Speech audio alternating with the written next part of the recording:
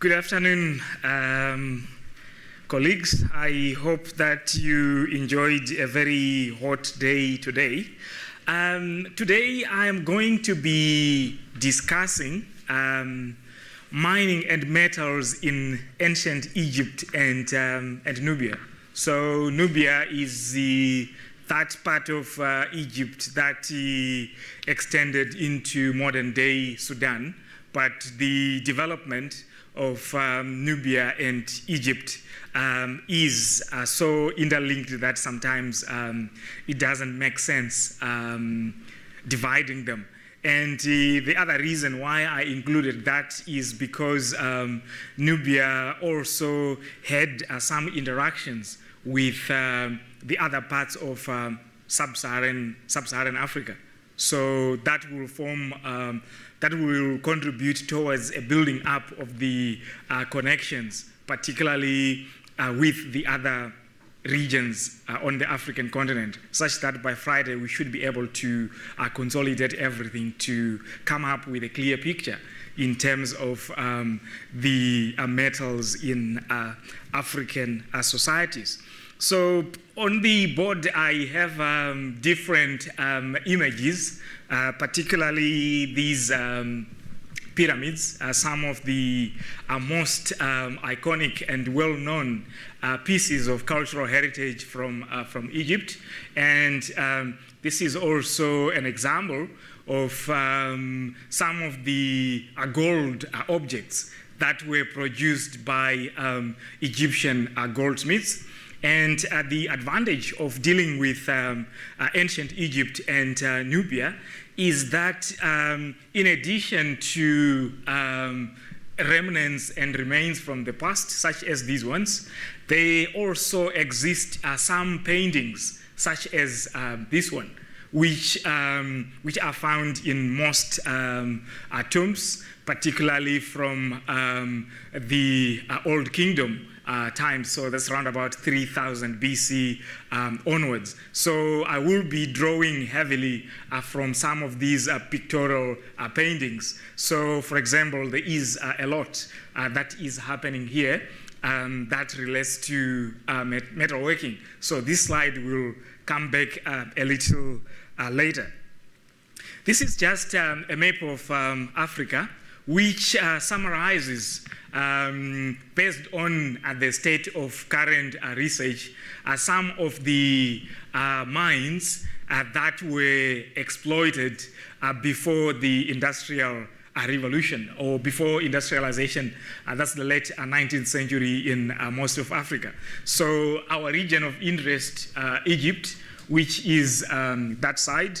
So the principal metals of interest, there is iron, and then there's also gold and copper.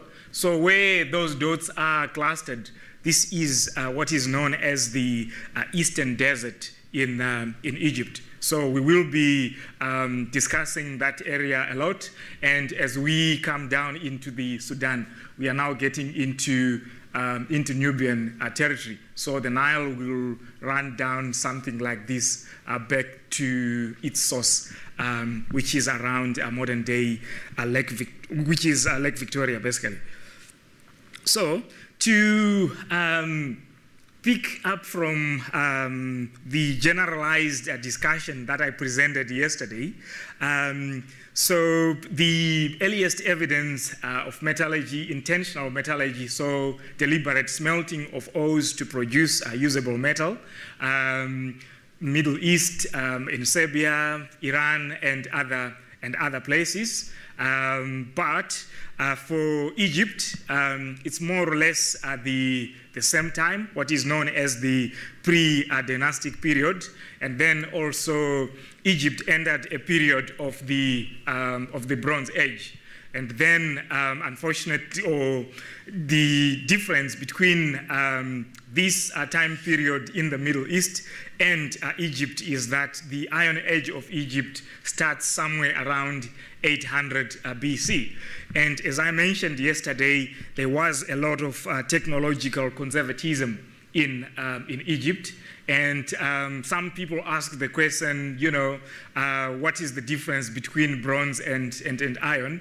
Because particularly for the high-tin bronzes, the properties and in terms of hardness, they are more or less the same. So this is just a summary of the chronology of ancient Egypt. So sometimes I will use terms like pre-dynastic, old kingdom, and so on. These are the dates just for introductory purposes, but where I use them, in some cases I will put these dates. So this is just for familiarization purposes, just to say that the chronology of ancient Egypt is quite long, starting from pre-dynastic times to the Greco-Roman period. After this, there is the Islamic period. So we have places such as Fustat, which is near modern-day Cairo, becoming at the center of different cultural developments in the Islamic world. But for today, our principal periods of interest are from roughly 5,500 BC to round about AD 395. That is a very long period, so we will just have to assemble across that. For us to be able to understand the place of metals and metallurgy in Egyptian society, we also need to perhaps understand the hierarchical organization of the ancient Egyptian society, which was a pyramid, as we can see. This is from one of Venice K. Gordon's books. So at the base, farmers and laborers, so they are the ones who are carrying the weight of everybody at the top. On top of them, the artisans, so metal workers, they formed this group. And then the scribes, so ancient Egypt, those hieroglyphics and related scripts, these are the people who made it possible. Then above them were the elites, political elites, district governors, and then the royal overseers, and then these viziers and the high priests, and then the pharaoh at the top. So what is also interesting is that in general terms, mining and metallurgy in Egypt was highly regulated, such that they were, that's the advantage of record keeping. Whatever happened, so when the artisans, let's say when the laborers were working at the mines, the scribes were there to record in detail the output from the mines and so on. And then when the artisans were working, the scribes were also there to record. So at each and every stage, records were produced. And this is an amazing example of stock control that we see in Egyptian society at this point in time. So it is important to keep that. And besides the mines, a lot of metalworking took place around church precincts, or religious precincts rather, as well as at the courts and so on, just to emphasize the fact that metallurgy was administered by the state, and it was under strict control.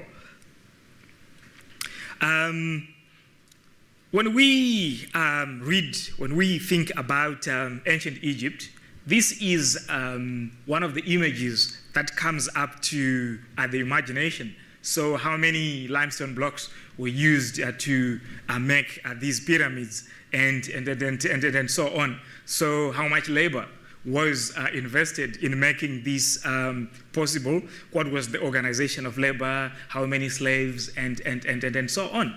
But what I'm going to say is that beyond this more easily pronounced face of the ancient Egyptian past, there is also something that is very interesting, and that is metals. So along the theme of ancient Egypt's most well-known aspects of heritage, there is also King Tutankhame, the tomb which was discovered by Howard Carter in 1922, and so this is one of the tombs that that escaped the activities of the tomb raiders and was almost complete. So amazing detail, and that's one of the most well-known elements of the Egyptian past. But again, away from King Tut, away from the pyramids, there are some very, very interesting aspects that often we do not see.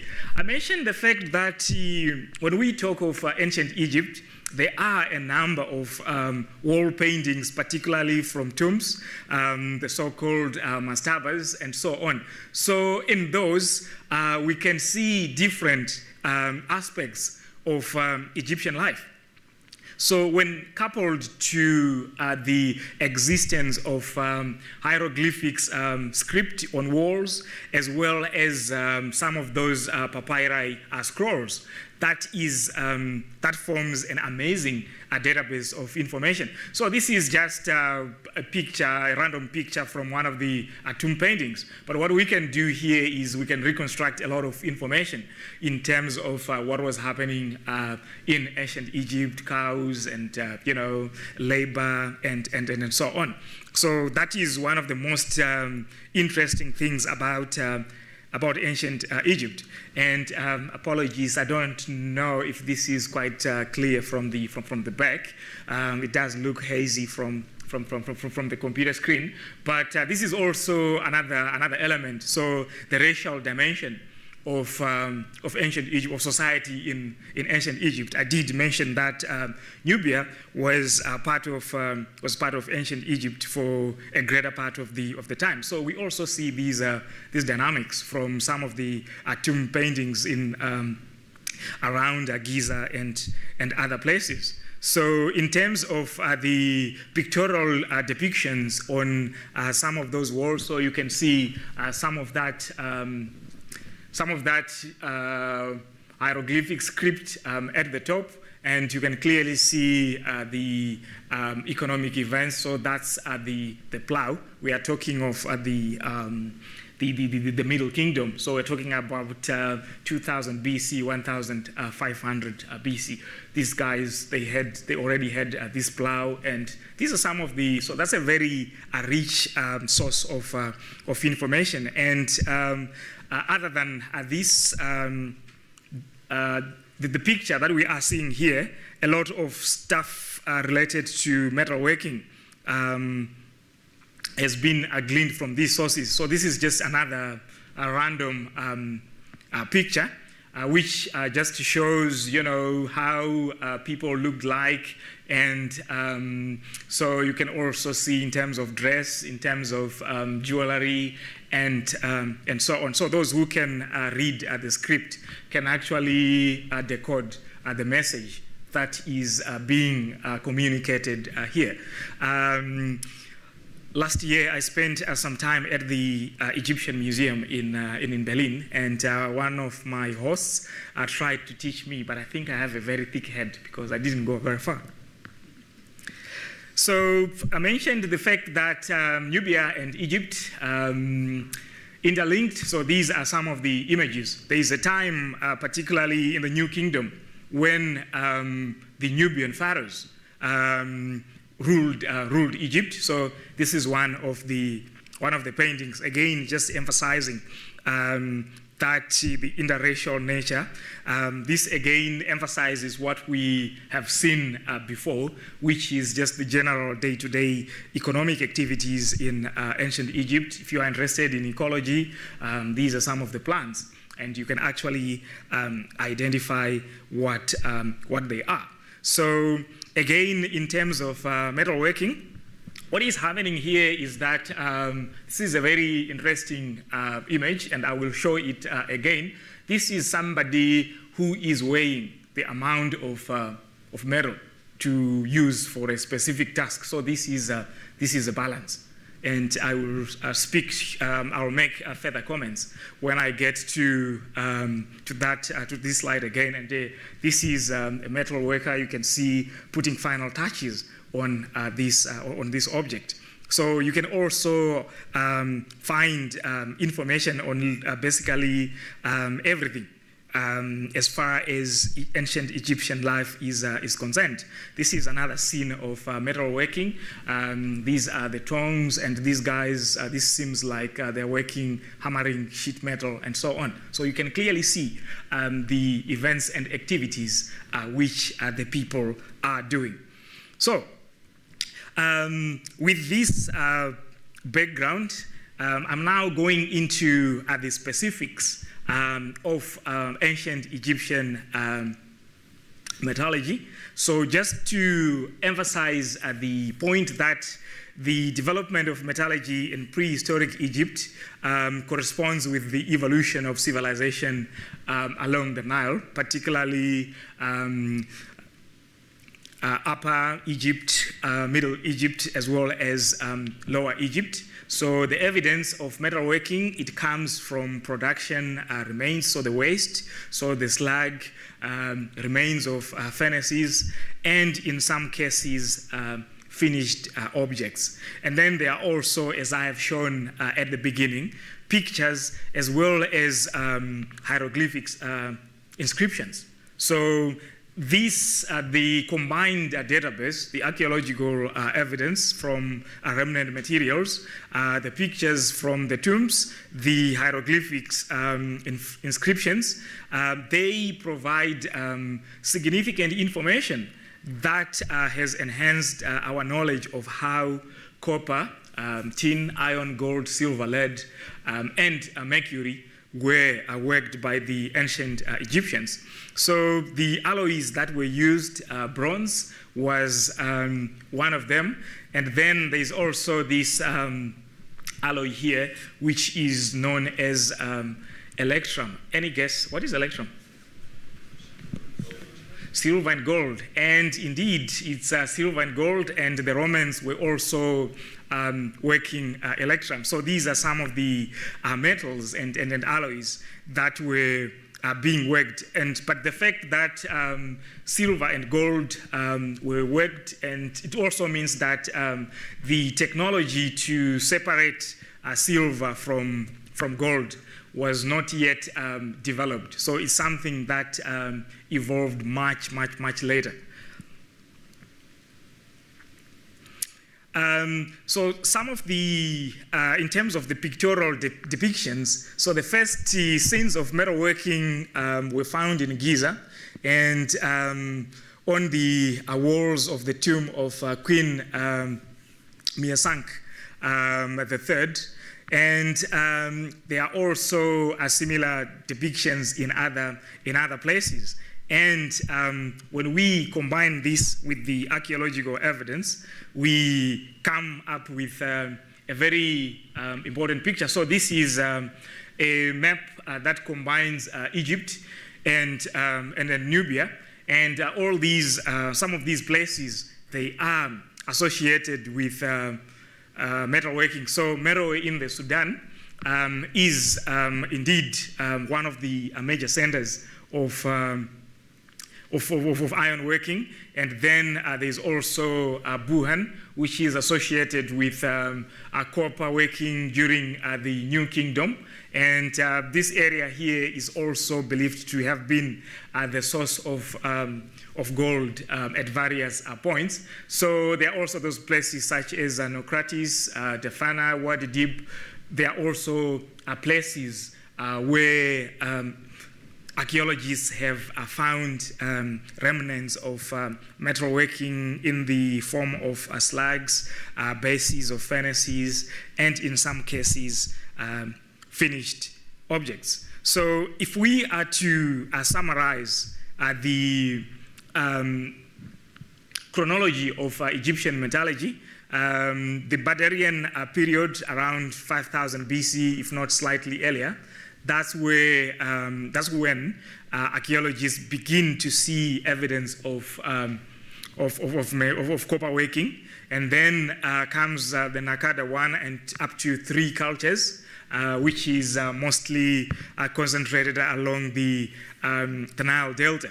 And then there's also the dynastic period, which is a period associated with amazing innovations in terms of metal processing, metal manipulation, as well as metal use. So the key thing is that throughout from the beginning of the Old Kingdom, metallurgy is centralized, and also there was also the establishment of culture, religious centers at the royal capital. That is where most of the artisans worked.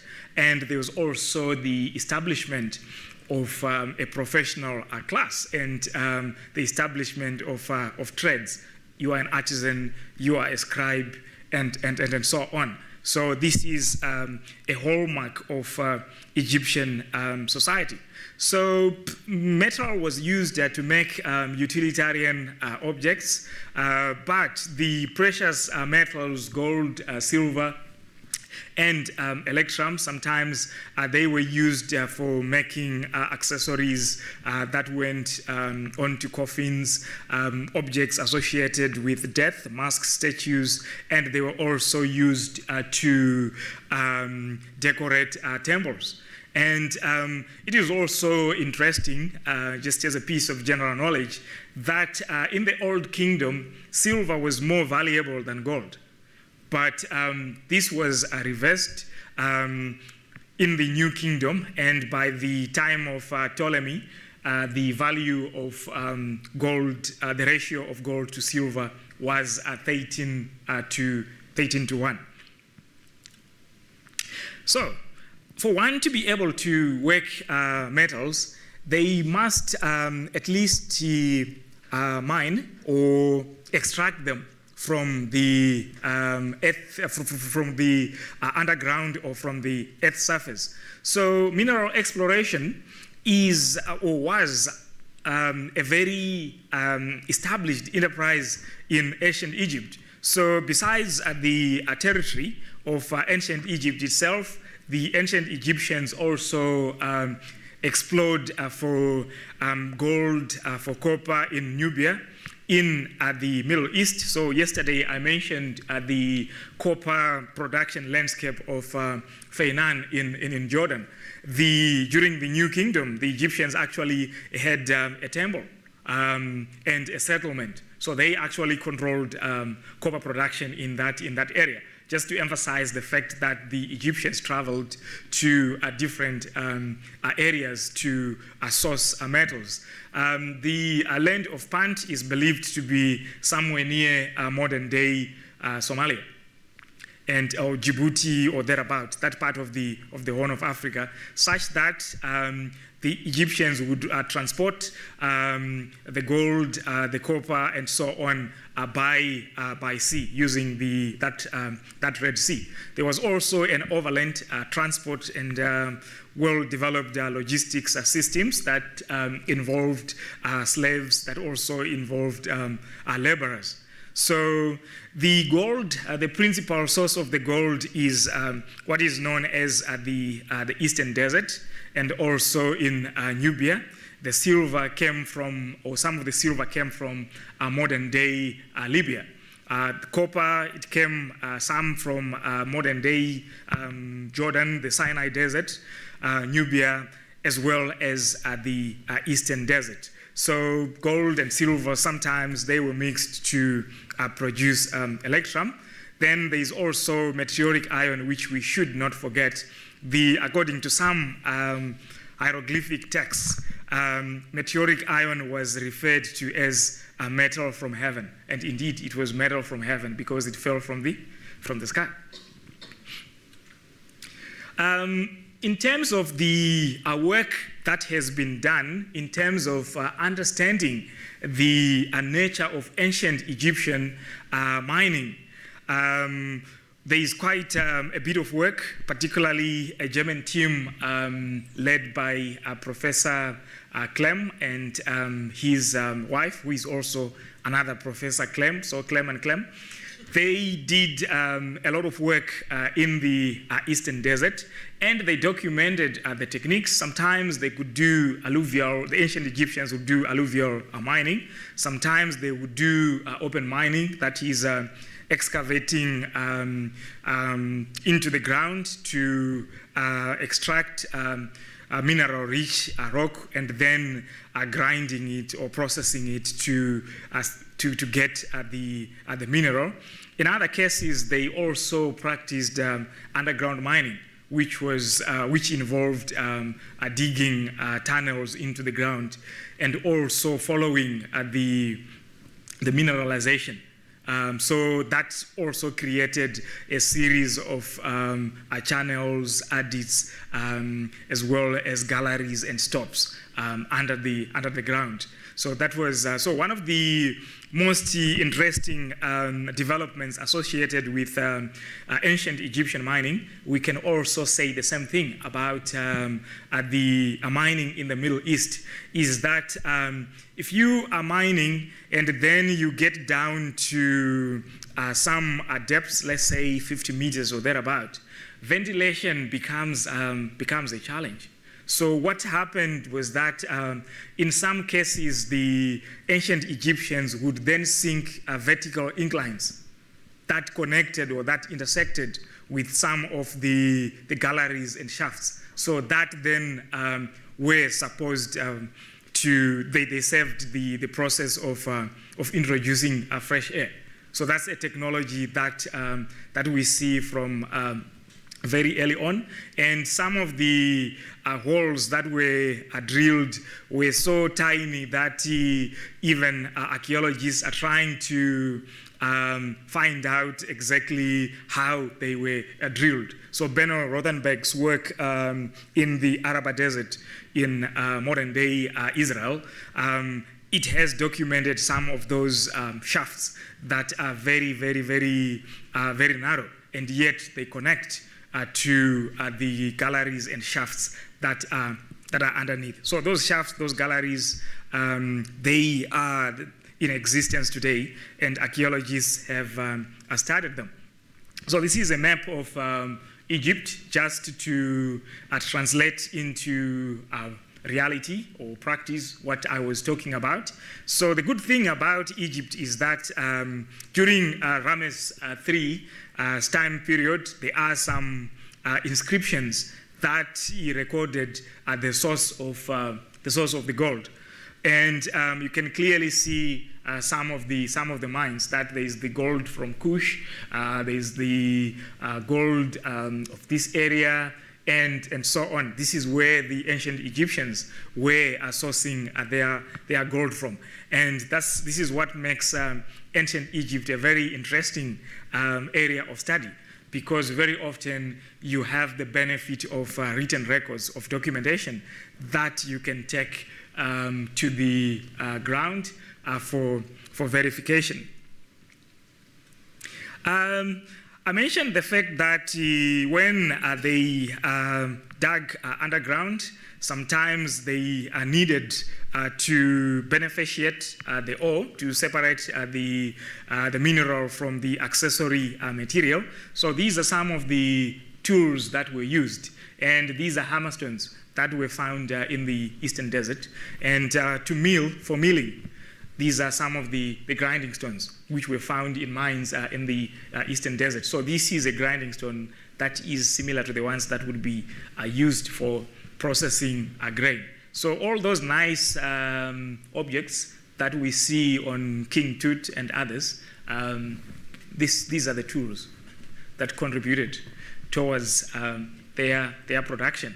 And there is quite a great deal of uniformity. So as we can see, if we may use the word, these are quite primitive.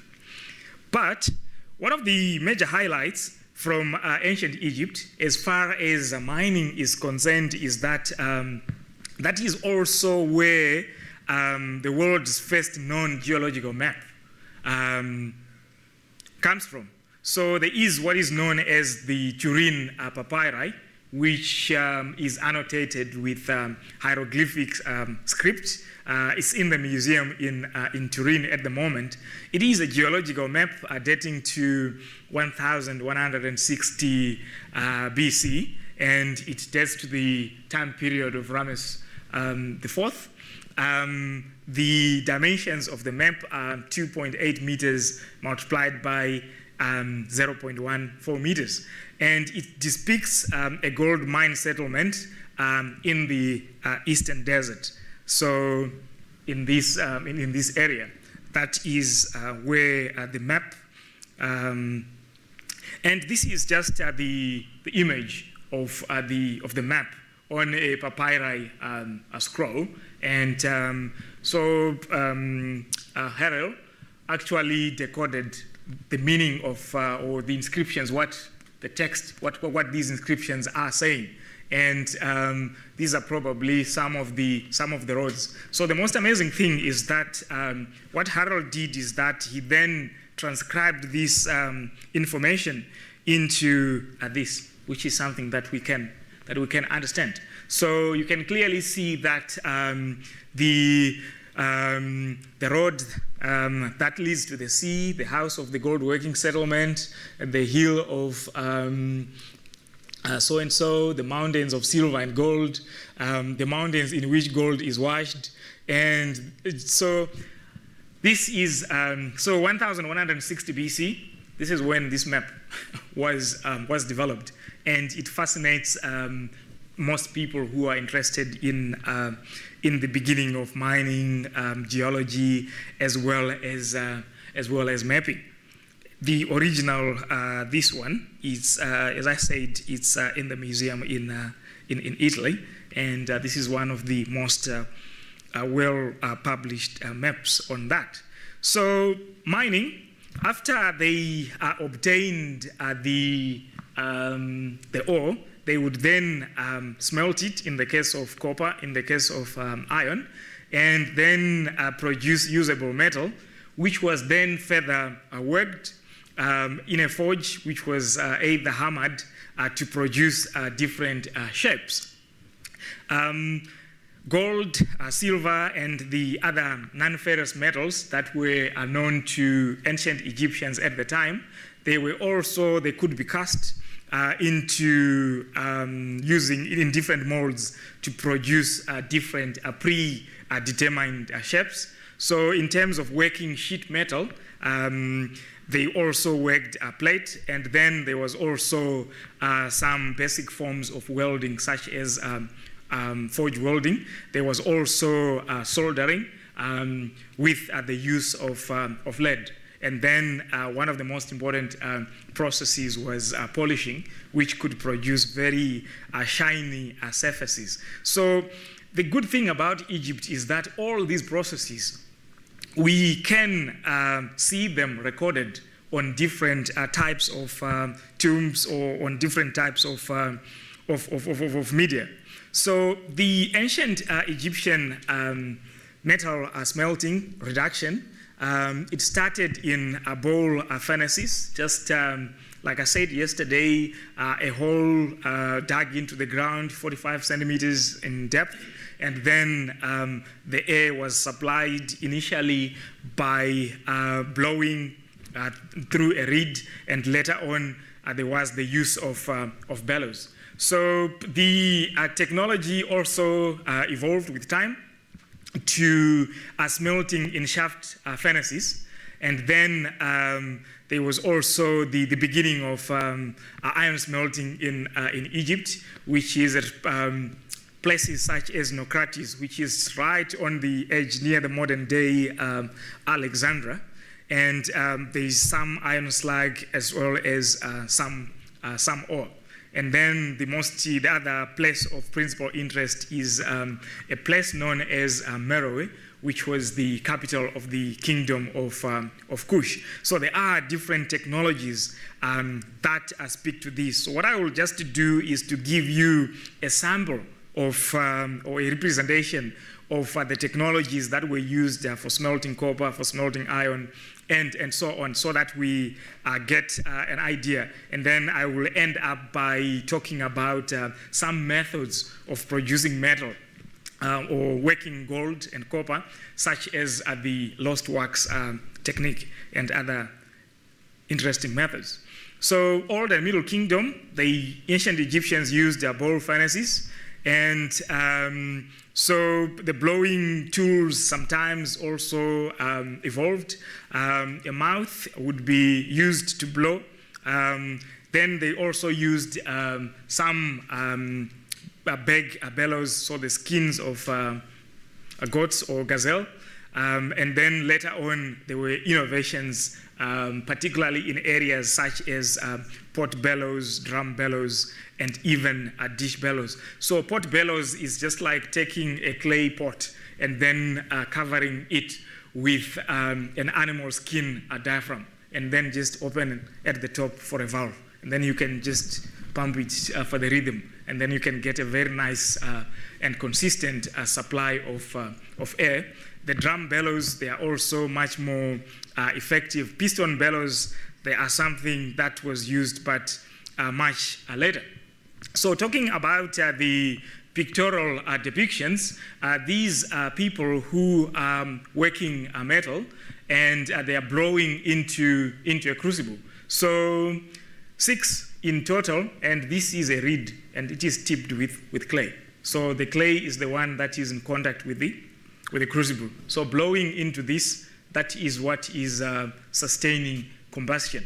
So the first period that I said in the first instance of Egyptian metallurgy, they were no bellows, but they were using the mouths to blow. So this is one of the pictorial depictions from ancient Egypt, showing us how this worked. This is what the script there is also saying. So blowing using the mouth is one of the techniques that was used. Besides these paintings, I'm not so sure how clear this is, particularly from the back, but you can clearly see also these inscriptions, particularly this one. This person is actually blowing into a crucible. This one is hammering. It's just a slide that emphasizes more of the same. This one is blowing. So these are technologies, and by the 5th dynasty of the Old Kingdom, these are the technological processes that are taking place. So I mentioned bowl furnaces. This is from a book on ancient Egyptian metallurgy by somebody called Schill. And so according to his reconstruction, particularly based on the data from a place known as Wadi Dara, just adjacent to Sinai, this is how the bowl furnaces would look like. So the charge consisting of charcoal and copper fired, and then you would have your copper prills collecting here. Then with time, there are also these shaft furnaces, and then you also see the use of bellows with that string. Sometimes they could tie the strings to the toes, and then pump them using that way, or just use the hands. So after smelting, the slag would drain into this, and then the metal would collect that way. So this is what is known as a slag tapping furnace. So this is known from different areas in Egypt. I mentioned Merowe. In the 1960s, the Canadian archaeologist Peter Shinnie excavated one of the church precincts at Merowe, and he found this furnace and these pots still in place and connected to the furnace using blowpipes. So these are the pots. Remember, I mentioned that they also used pot bellows. So these are the pots which were found by Peter Shinnie in situ. So the only thing that happened is that the diaphragm that was at the top was organic material and it decayed. But nevertheless, it's a very interesting find in the sense that that's a setup as it would have been. So pot bellows, these are the cylinders that would have been used for that process. So Merowe was indeed a place that produced iron beyond local needs. There are some researchers who believe that Merowe also supplied iron to Aksum. So if we go to Ethiopia, a modern day Ethiopia, and these are examples of what are known as slag mounds that are characteristic of this landscape in the modern day Sudan. So just to give us an idea in terms of the scale of production. So this is a very large scale production.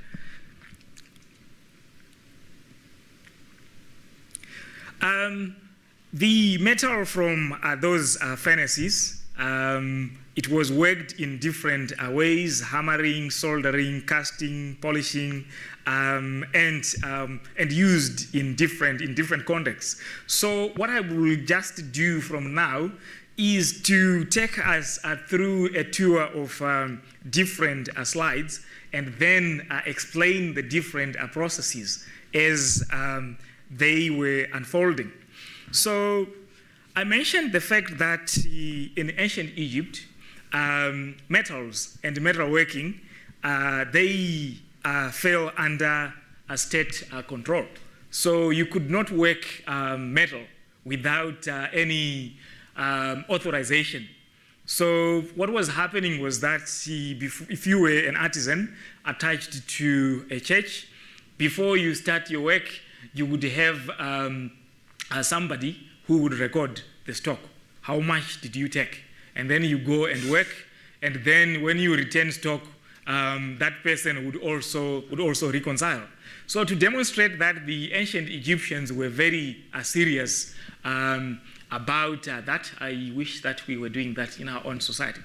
What happened was that this scale here, or the balance, is decorated with one of the goddesses of who was very important in ancient Egypt, and this goddess is known as Maat, M-A-A-T, which simply meant that she was the goddess of the truth.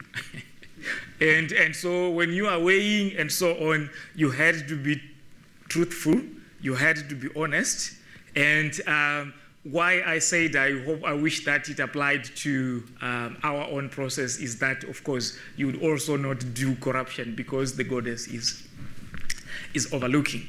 So that's one of the very first pictures that I showed, I said that this is a process of weighing. So this is the picture. It's just a close-up from that very, very big picture.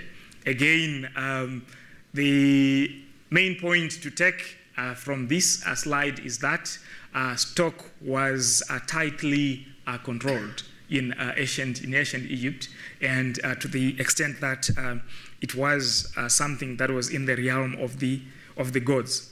So in terms of if it was copper, sometimes copper from the scale, and then you could take the amount that you want, and then it was also molten in these crucibles. And again, the technology is depending on the time.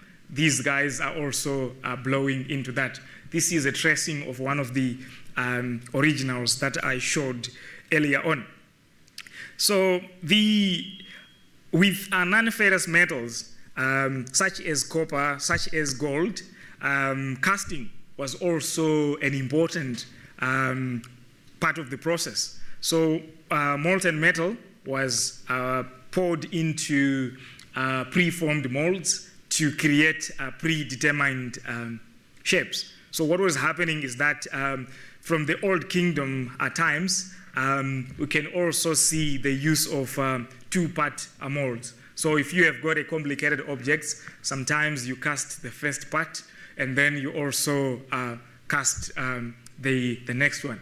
So if you look at a number of Egyptian objects in different museums across the world, you can clearly see that this is what was happening. And then in Old and New Kingdom times, they also had the technique of lost wax casting. So make a model of a shape of something. So let's say that glass, and in beeswax, and then either you make it by hand or you can just press the wax into the object, whichever the case. Then you dip that into clay and then heat it, so the clay will harden, but the wax will either burn away or will melt, or it can be drained using the hole that you use to pour in the metal. And then you pour in the metal. So when that cools, you just break the clay. Then you can come up with some of the most amazing shapes you can ever. So lost wax technique for casting is one of the innovations that we see the ancient Egyptians are making from the Old Kingdom times. After that, then they would polish. So using pebbles and sometimes using animal fat, and then you could get a very, very shiny surface. So this is one of the depictions on from the mastaba of Rekmire in Egypt. You can see these metal workers, and the inscription, it says that these people are melting wax before core casting of molten metal. So these are processes that are recorded on the walls. And indeed, in terms of this again demonstrates the same process of casting, where somebody is pouring metal into a predetermined shape. Sometimes, particularly the mastaba of Rekmire, it has some